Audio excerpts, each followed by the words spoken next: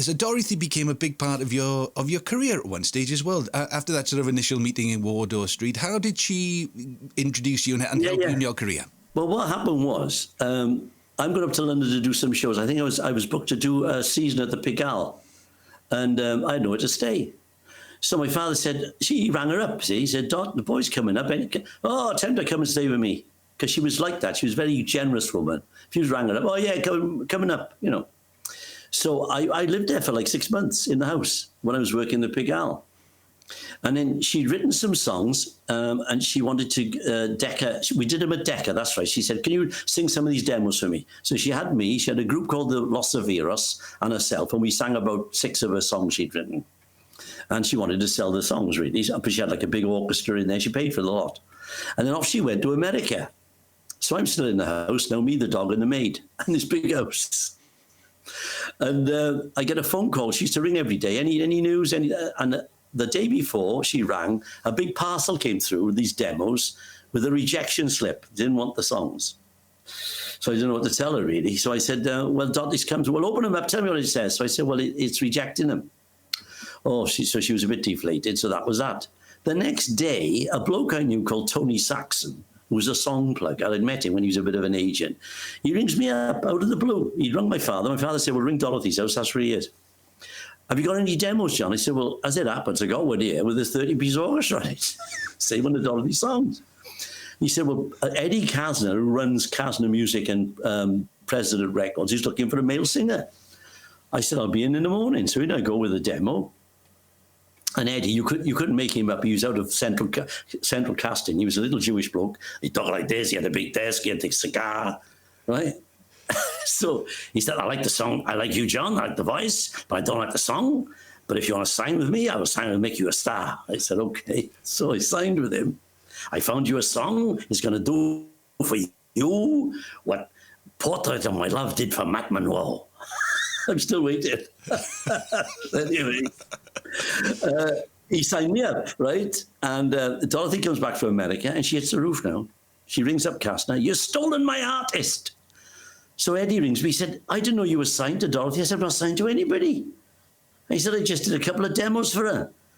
He said, well, she's told me you're his. I said, I'm not her artist. I said, I just did it anyway. She steams into Kastner's now. And on the back of it, he gives her a contract because she called hell of a stir.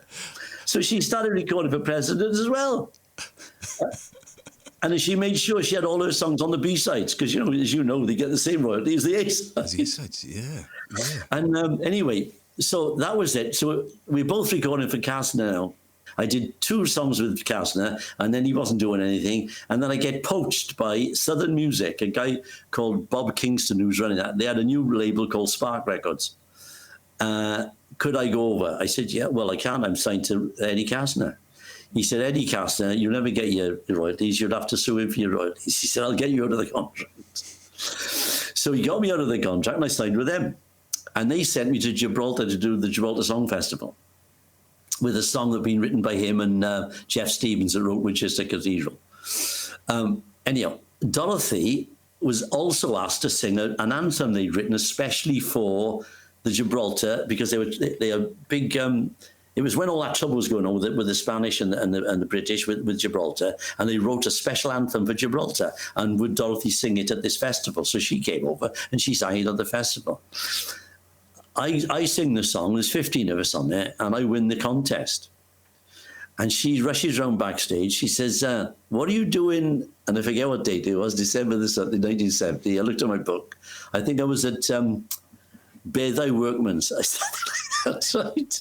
She said, well, you're cancelling it. You're going to do the Palladium with me. I said, what? I couldn't believe it. And I just won this contest. It was one of the highlights of my life. So I said, what size band, Dot? She said, well, about 30. She said, and backing singers, I haven't got the music. She said, well, get it. Cost me more than the fee of the arrangement. So we've got the big party now at the Rock Hotel. I'm the centre of attraction because I've just won this thing. I'm with my recording manager. Dorothy's there, and she's with Jack Dabbs. Now, Jack Dabbs was producer of Family Favourites. If you got on Family Favourites, you got a hit record because it was like massive. But anyway, he says, when can I have the record, John? He said, I haven't made it. I've just done the contest. He said, well, as soon as you get it, give it to me. I'll get Don Durbridge from Gibraltar to give it a plug, and we'll put it on at Family Favourites, right? So I said, oh, great. So I'm on the way to London now, and I'm going to do a show with Jeff Love. He had a thing called Music with Love. I was going to do that in the morning at Aeolian Hall in Bond Street. Then I was going to go over to the Palladium, do my band call, and then we were going to do the Palladium. It was like magic time.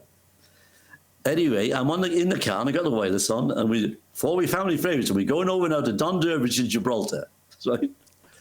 And she goes, there was a Welsh boy won it last night. It was a great show. Da, da, da, da. I'm waiting for my record to come on. And here's Dorothy Squires singing My Way. So she'd got the Jack Dempsey. No, they couldn't prove it. Anyway, she actually said to me, he's even putting the fags on the bill because she was paying his hotel bill. So the next week, we're on tour. We did the Palladium, and then we do the national tour. And I can hear her screaming from the kitchen. Now, you're talking about this house with 22 rooms. I'm one end of the house, and she's the other. And I can hear her screaming. I go down, and she's got the news of the world, and she's front page.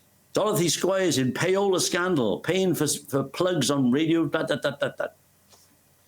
And they dragged her in. Old Bailey. It went on for about 2 years, this trial. And her defense was, I paid for his hotel because they wouldn't accept what was it? He didn't have the money on him. I paid for his hotel, and he reimbursed me when I got back in cash, and they couldn't shift it. I mean, we know what happened. They were all at it. They were all bribing disc jockeys in those days. You know, is it bribery or is it business? You know, I'll take you to dinner, play my record. You know what I mean? Mm-hmm. Mm-hmm. But they made a scapegoat of Dot, really. She was news. Dorothy Squires, payola scandal.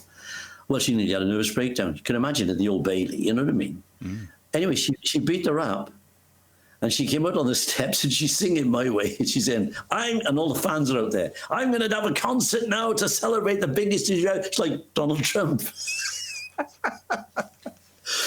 Oh, what a character. I mean, the trial, though. She said to me, get yourself a new suit, John. I want you there as a witness in my trial. Do you good? You have a new suit on. I said, I'm not going on stand, Dot. I don't know the truth, and I'm not going to tell lies, I said. Yeah. But she got into legal, you know, she got addicted to it, didn't she? Because she won a couple of libel cases, but then started losing. She did 32. She was made a vexatious litigant, which means you're not allowed to take anybody else to court because anything frivolous, unless it's passed by the judge. Because she'd done so many stupid ones. She did one for Roger Moore. Did I tell you that one? No. She took him to court for restoration of conjugal rights. She'd found it in some old book, right? And it was still there. It was still, and she won the case. You can't get, but he didn't go back, did he? You can't make somebody go back. and she used to do all these silly. Oh, she'd sue at a drop of a hat, you know. Yeah. I mean, I think Kenneth Moore once introduced Roger and Louisa as Mr. and Mrs. Moore, and she wasn't married. He was still married to Dorothy at the time. She wouldn't sue Kenneth Moore then. Anybody, she'd sue her. She became fixated with suing people. Yeah. I think that's where half her money went, because you can imagine what it's like, you know, suing all these people. You know the big concerts she did, because she did like a Carnegie Hall, London Palladium, and she did all of those shows off her own back. She was the promoter. She was the person putting it together. Well, what happened was, after the 8 years in America with Roger, and people had not forgotten her, but she was out of favour. Mm. So she'd gone to London management, Bernard Delfont, and asked if he could stick her on the Palladium. He said, I don't think it'd draw anymore, Dorothy. He said, I can put you on with Danny LaRue if you like, second top. She said, you go get lost. Anyway, so we did a show. I was on the bill in Llanelli at the Glen Ballroom. Oh, yeah. And she did a live album for Decca from the Glen Ballroom. And it got her going. And she thinks, I'm going to book the Palladium. And she rings up Ted Gollop, who was the guy who was in charge of everything. She said, Ted, I want to book the Palladium for a Sunday concert. And he said, well, nobody's ever done that before. I don't care, I'm doing it. How much does it cost? So say it cost thousands, a couple of £1,000. She did. I'll book it. And she booked it. Everybody thought she was crazy. Well, I'm in the White Lion, which is the pub at the end of Denmark Street. Remember the White Lion? Yeah. They all used to get there the right time. And the musicians are saying, she'd have to have Tom Jones on the bill to fill the place. You're going to lose a shirt. It opened up the box office and sold out in hours. Hours. The touts couldn't get tickets. I mean, it just went berserk because people love this woman fighting. You know what I mean? It got in the press and she just sold out. It was packed out. So I'm on the bill. Stan Stennett, my pal Stan, was on the bill. She wanted a Welsh show, see? And we had the 30-piece orchestra that works. We did the first half and she did the second half. She walked on the stage and got a standing ovation as she walked on. And she did an hour and a half. And she tore the place up. They were throwing flowers at her. It was, thinking of it now, the back of my neck goes up. She was, a fantastic performer, stage performer. Bit too big for TV, if you know what I mean. Mm-hmm. But so that was the start of the whole thing. And then we did the nationwide tour. And at the end of the year, we went back to the Palladium for the second concert, like a celebration of the tour. And then she booked the Royal Albert Hall, and I did that with her as well. And then she booked the Carnegie Hall in New York. So she couldn't take me to New York. I didn't have a work permit or a green card, so that was it. I couldn't go there, which is unfortunate. And I think she did the Music Center in Los Angeles. And all the fans were like, going on jumbo jets to see her and all this. She was a phenomenon, really, because it's only her guts and tenacity thought she could do it. But she did it. I've been watching and listening to a lot of her lately because she's been one of these names, and I actually met her on a TV show called the Chris Stewart Chat Show, and I've managed to find a little bit of a video of it. And I remember the day very well because John Toshak, the footballer, was also on the programme. And my job was as a researcher to look after everybody. And and she arrived with a massive bouquet of flowers. I'll come to the flowers in a minute. Anyway, massive bouquet of flowers. So I put her in her dressing room, and then I'm introducing her in the green room. I said, Miss Squires, this is John Toshak. And she looks up at him. And I suppose, there's a little bit of Roger Moore about him as well. She went, oh, you're an actor, aren't you? and Toshak turns around and goes, sometimes, love, sometimes. But then we get to the actual show, and we have to walk on and present her with this massive bouquet of flowers that she has brought to the show herself. And so you walk on, present the flowers, and she goes, oh, I can't believe it. Oh, she was a showman. I mean, and you remember talking about the flowers when at the Liverpool Empire? Sold out, nearly 3,000 seats in Liverpool Empire. And we had a guy on, was the compere, called Tommy Godfrey. I think I told you about him. He used to be in Love Thy Neighbour. No, he was a little craggy little fella. He used to be an actor. He was in loads of stuff. And he was the compere of the show. But he used to get drunk, see? And anyway, somebody nicked the flowers. So he goes out now and he comes staggering back and he's got these flowers. He's nicked out of a graveyard somewhere. And he goes staggering on the stage at the end with these flowers dripping water. Well, she went berserk. So she kept her hand around his ears and called him a real name, and off he went, and she sacked him anyway. That was the end of that. Now, you mentioned, we talked about it in the last podcast about, the etiquette of being in a club or on a show that, first person there with the music, they are the first ones to get the band call. And even when she was a big star? Yeah, well, what happens? I mean, it's a theatre thing, isn't it? My father taught me. If you go on your music, you've got your folders, and you whack them down the left-hand side of the microphone on the apron, and the first one to put them down gets the band call, and the next one gets the next one, so on and so forth. So I only had this email today. Some friend of Daly and Wayne, a double act, had told him this story that they were on the bill with her. And they put their books down first, see? So Dorothy's pianist and MD said, no, Dorothy's going to do it. She's the star of the bill. She's going to do the first band call. So they stuck to their guns and said, no, we put our books down first. So Dorothy said to the pianist, he's quite right. That's the etiquette of the theatre, he said. They go first. Wow. Pro, see? Proper pro. Oh. You kept in touch with her all those years. Yeah. The decline, because she was a very, very wealthy woman, had it all, and by the end had lost everything. Yes, everything. She had 6 racehorses. She had them with Jenny Pittman. That must have been costing her telephone numbers. She had gilts. She had big house. She had another car. She was a millionaire. Okay. So what happened was she was either all the law, all the court cases, the horses. She probably didn't pay enough tax. And they came on and they got her on a. I think she'd done a session and she owed the fixer that fixed the band some paltry, like about 200 quid or 300 quid. And she just stuck her in and said, "I don't owe him that," she said. I got those boys, they were the singers, they were booked as an act, not as backing singer. And she stuck her in and she wouldn't pay it. And they took her to court and they made her bankrupt. They took everything. They took the house, they took everything, her gilts, and she ended up completely skint. Wait for this. They locked the house up, it's in Bray, right on the river. She breaks back in. No. He gets a friend of hers to break back in, and there's no electricity because they've turned it all up. And she spent Christmas there with candles. And eventually they evict her again. And out she is now, and where's she going to go and stay? So a friend of hers, Mike Terry, who was a pianist, he said, there's a little cottage up here. He said, there's a woman that owns the Ace of Clubs in Leeds. She's got this little cottage, you can stay there. So she stayed in this little cottage up in Leeds. I'd lost complete contact with her now. I didn't know where she'd gone. Nobody knew where she was.